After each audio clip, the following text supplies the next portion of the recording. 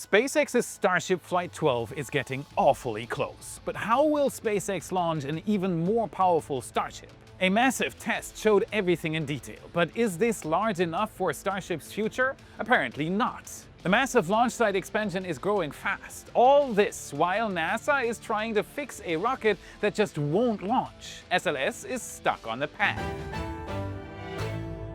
My name is Felix, welcome to What About It? Let's dive right in. Starship updates. While SpaceX's plan for a moon base keeps us busy, the most important step right now is to get Starship version 3 out on the pad and ready for Flight 12. And it wouldn't be SpaceX if we didn't see significant progress. We were up in the air again, and our most analyzed target at Starbase is Pad 2. An incredible number of things are happening here. It signals that SpaceX is focusing everything on this first version 3 flight. Less and less scaffolding can be seen on top of Pad 2's OLM. This image is from the 12th. See the scaffolding? Then take a look at these. That's what it looks like right now. It's obvious that Pad 2 is 99% ready now. Both extended BQDs show the readiness of the fueling system, a very complex step to get right, as we can currently see with SLS. Jordan's latest images of the ship quick disconnect show a similar story. Very little scaffolding left and no visible work. The same goes for the greatly improved chopstick mechanic. Everything looks ready. You can almost see the eagerness of these chopsticks to catch a booster. SpaceX is performing a lot of work on the top of the Pad 2 tower. A sturdier roof is being installed, all sorts of finishing work. But these kinds of things aren't needed for a static fire or a launch. What is needed is a functioning deluge system. This happened on January 16th. It's the first full-power deluge test we've seen at this new pad, and you can tell the difference from Pad 1 already. This is a lot of water. You can now also see how it spreads as much water on the deck as it does into the flame trench itself. This is an added step. Pad 1 didn't even have such a system, meaning it was torched by every launch with little protection at all. On Pad 2, this will be different. Anywhere flames can go, there will be a fine mist of millions of liters of water. This is done because water is extremely good at dispersing energy in the form of heat, as well as in the form of shock waves and sound. Each time one of those tiny water drops hits a flame, it turns into steam. This is what transforms heat and shock waves and in return protects the pad. We also got to look at the first stage of this deluge system, the detonation suppression system. This is used before a launch to remove potentially combustible gases beneath the rocket and prior to ignition. And it is a lesson learned in 2022. A spin prime test involving propellant flow and engine spin-up without full ignition resulted in an unexpected explosion from ignited combustible gases around the base and pad. This occurred during Booster 7 testing on July 11, 2022. And this detonation suppression system is a fix for just that. A great example of how SpaceX is learning these things step by step. Every explosion is followed by improvements. Starship version 3 will have even more thrust than version 2, and this pad looks like a proper fix for long refurbishment times. This design is supposed to enable SpaceX to launch from the same pad several times per day. In the end, maybe even hourly. Imagine a spaceport that is more like an airport. That is the goal. Scaffolding is already returning to Pad 2, so work isn't done yet, and inspections will show if the deluge system worked properly. One thing is for sure, this is preparation work for the first static fire of Booster 19. It's still progressing faster than the ship. Since it was rolled back to the production site, it's been quiet around the booster. It has completed a rigorous cryogenic proof test campaign, and now it is time to inspect and hopefully install the engines. We haven't seen anything at Starbase yet, so let's be patient. The deluge test wasn't the only thing happening at the launch site. Take a look at the expansion taking shape. These images are only 1 week apart. SpaceX is making massive efforts to prepare the terrain. Geotextile fabric is being rolled out at a massive scale. It is used to separate the ground below from the dirt they are adding on top. It lets water through but not fine particles, thus also helping with erosion and stabilizing the ground. If you want to see how SpaceX is doing at Starbase from the air just like Jordan does, visit redlineheli.com/Felix. $25 off for anyone using the link. The Redline helicopter team will show you the same Starbase views our photographer gets on his Starbase flights. Incredible stuff. For the next few weeks, we'll see countless trucks roll in through Highway 4. As if that was something new. Starbase needs a lot of dirt for this project. The air separation unit is progressing fast as well. The two large white columns side by side in the center are called cold boxes. They are the heart of the ASU. It contains the cryogenic distillation columns separating O2 and N2, so oxygen and nitrogen. This is mid-construction. Foundations complete, major lifts done, but not fully operational or piped up yet. The facility is modular, so many parts arrive pre-built and are craned into place. Once finished, much of the cold box piping will be insulated or cladded, making it appear more uniform. We also got an excellent view of the Gigabay from the air. It's stacked up to level 6 now. This should be around half the total height we can expect in the end. The two cathedral-like corridors in the middle become increasingly visible. In the end, it will have 24 separate workstations for stage construction.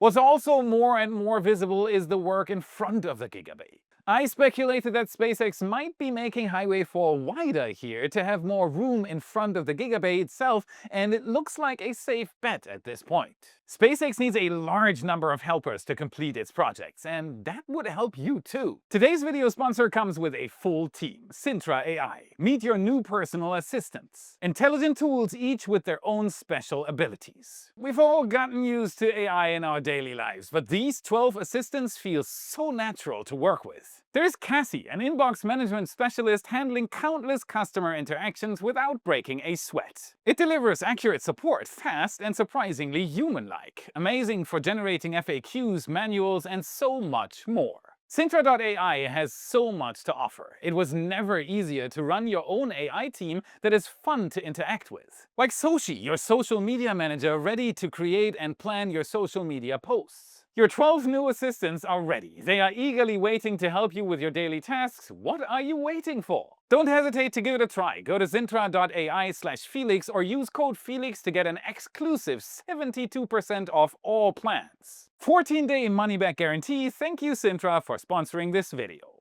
Alright, back to Starbase. I have a question for you. Do you miss the old rocket garden? Take a look at this. It might become a very important spot for Starbase tourists soon. It is very likely the spot where SpaceX is building a new rocket garden, or Starship Monument Park as it's called in the filing. It includes an amenities building on the side. Now, for anyone who's ever visited Starbase, you know that you can look, but you can't enter. Nowhere. All of it, including the ex-Boca Chica village, is sealed off from the public. It's unknown whether it will be different in this area, but if so, it would be huge. I do think that the most important things Starbase is currently missing for the public are a visitor center, a toilet, and maybe even a little shop where you can buy a Coke and a Starbase t-shirt. So please, SpaceX, make this one public. We'd hugely appreciate it. Now let's talk about Ship 39 and SpaceX's Massey test stand, because that thing, take a look. This is why Ship 39 is progressing more slowly than Booster 19. On February 13th, they installed chopstick simulators on it. It is slowly turning into a one-stop shop for Starship proofing. I have it on good authority that this is to become a system to squeeze the ship and to test the forward flaps for structural strength. I've also got information that fuel port testing isn't planned yet, but could easily be added. So this isn't a simple rebuild of the old static fire stand. It is a change from static fire testing to an everything tester, a multi-tool for Starship testing. Multi-pass, you know this multi-pass. And that's very likely the only reason why we haven't seen faster progress on Ship 39. They are still working on the test stand, which now does far more than just static fire tests. Hey, if you're enjoying this video and the journey we're on together, could you do me a huge favor? Hit the like button and subscribe. It means the world to me and helps more people find the channel. And if you really want to go above and beyond and support what I'm building here, check out Patreon or become a channel member right here on YouTube. That is what truly keeps these episodes coming week after week. Thank you from the bottom of my heart. You rock. Now let's switch to Florida. SLS, the giant rocket designed to carry humans back to deep space, is still sitting on its launch pad in Florida. To the untrained eye, it looks ready to go. But we know that repairs were needed after the wet dress rehearsal exposed hydrogen leaks. Now, NASA is facing a dilemma. There are only a limited number of launch opportunities this spring. And if those chances slip by, the mission doesn't just move a few days to the right on the calendar. It could be delayed for months, not because of a failure, but because of the way the Earth, the Moon, and this specific rocket all have to line up perfectly. This is the hidden reality behind Artemis 2. Unlike missions to the International Space Station, which can launch almost any day, Artemis 2 only gets very narrow launch windows. Across March and April of 2026, there are fewer than a dozen viable launch days left. Each of those days offers only about a 2-hour opportunity to get off the ground. Miss that window and you don't try again tomorrow. You might end up waiting weeks. But why is this mission so constrained? It comes down to 3 layers of orbital mechanics. 3 moving pieces that all have to agree with each other at the exact same time. The first is the Moon itself. It orbits Earth every 27.3 days. Orion, the Artemis 2 spacecraft, will take roughly 4 days to reach it. That means NASA cannot launch when the Moon looks right up in the sky. They must launch so the Moon is in the correct position 4 days later, when the spacecraft actually arrives. They are not aiming at where the Moon is, they are aiming at where it will be. The second constraint is Earth's rotation. The launch site is carried eastward as Earth spins, completing 1 revolution every 24 hours. For Artemis 2 to work, the launch pad must rotate into alignment with the exact departure trajectory needed to intercept that future position of the Moon. This creates a daily window only about 2 hours long. Outside of that, the geometry no longer works. The rocket would either head off in the wrong direction or require more energy than it can provide. And that leads to the third and often overlooked constraint. This specific version of the Space Launch System does not have unlimited performance. In fact, it barely has enough to make the capsule reach the Moon. The current upper stage, called the interim cryogenic propulsion stage, is powerful but not powerful enough to simply throw Orion toward the Moon from a convenient circular orbit. Instead, the rocket must first place the spacecraft into a carefully shaped elliptical orbit around Earth. At the lowest point of that ellipse, the upper stage fires again using gravity and orbital mechanics to gain efficiency, almost like pushing a swing at exactly the right moment. You know, when you're at the low and you're going like wee. But that efficiency trick only works if the ellipse itself is aligned precisely with the Moon's future position. If the orientation is wrong, the mission cannot reach the Moon with the available energy. So an already narrow set of launch days becomes even narrower. Planned future versions of SLS with a more powerful upper stage are expected to remove this limitation and allow launches on far more days of the month. But Artemis 2 has to work within today's capabilities. And then there is the one trajectory requirement that governs everything else: safety. Artemis 2 will fly what's called a free return trajectory. After heading to the Moon, the spacecraft will swing around it and naturally fall back to Earth without needing a major engine burn to come home. It's the same concept that brought the Apollo 13 crew safely back in 1972. So if everything fails, you still get back home. For a first crewed mission beyond Earth orbit in more than 50 years, NASA wants that built-in escape route. But achieving it requires extraordinary precision. The spacecraft's position, velocity, and angle must all be tuned so that, after traveling nearly 400,000 kilometers, it re-enters Earth's atmosphere at exactly the right place and speed. Small launch errors don't stay small over the distance. They grow. That requirement removes still more potential launch dates. Mission planners must also ensure Orion never spends too long in darkness, so its solar arrays can keep the spacecraft powered and thermally stable. And because that trajectory determines when the capsule comes home, splashdown must occur in daylight in the Pacific so recovery teams can operate safely. Man! And all of those conditions are locked in the moment the rocket leaves the pad. This is why Artemis 2's calendar looks less like a schedule and more like a series of tiny keyholes in time. If NASA misses the early March opportunities, the next chances appear in early April and then at the very end of that month. And after that, things get complicated quickly. The rocket may have to roll back to the vehicle assembly building to service critical upper stage batteries. That process alone can take weeks, push much further, and Florida's hurricane season begins, adding weather risk to an already tight flow. In other words, missing the spring windows could mean slipping well into summer or beyond. And this is where the story connects back to the rocket sitting on the pad today. The vehicle hasn't been idle. Engineers have been working to resolve a hydrogen leak discovered during the wet dress rehearsal. The same kind of issue that caused multiple delays during Artemis 1 in 2022. This time, teams replaced seals and performed the work directly at the launch pad, avoiding a rollback and saving valuable time. NASA's engineers have already performed a series of smaller system tests. In a confidence test on February 12th, operators partially filled the core stage liquid hydrogen tank. This was done to assess the replaced seals in an area used to load the rocket with propellant. The team gathered important information from connection points on the rocket's main body, the same spots where fuel had leaked during an earlier practice run. During the test, a piece of ground equipment didn't pump fuel as quickly as expected, slowing down the hydrogen flow. The team believes a clogged filter caused the slow fuel flow. It was decided to clean out the fuel line over the weekend and then replace the filter. The cleaning process needs to happen first to get the temperature and conditions just right and to let engineers inspect the ground equipment for any other issues. Now NASA is preparing for another modified wet dress rehearsal test to prove the repair works under real cryogenic conditions. And that test may determine whether Artemis 2 flies within these narrow celestial windows or whether NASA must stand down and wait for the geometry of the Earth and Moon to cooperate again. Because at this scale of exploration, schedules are not set only by engineering readiness, they are set by physics, and physics does not negotiate. It really never does, and the closer you get to the limit of what has been tried and tested before, the more likely you will run into trouble.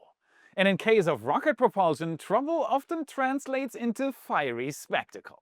Last week, rocket engine troubles in two very different scenarios made headlines. One on the test stand, the other one during an important launch. Why do rocket engines keep failing, and can that actually be a good thing in the end?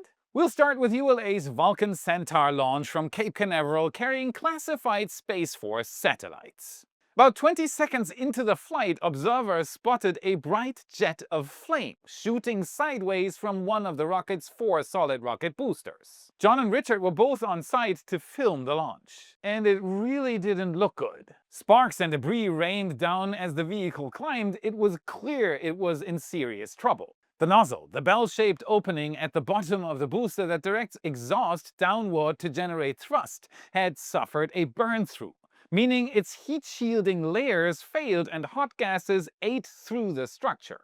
Not good. The rocket's 2 main BE-4 engines compensated by swiveling to correct the lopsided thrust. The damaged booster separated on schedule at 90 seconds and all payloads reached orbit successfully. But it wasn't good. ULA called it a significant performance anomaly and launched an investigation. But here is the concerning part. This is the second nozzle failure on a solid rocket booster in just 4 Vulcan flights.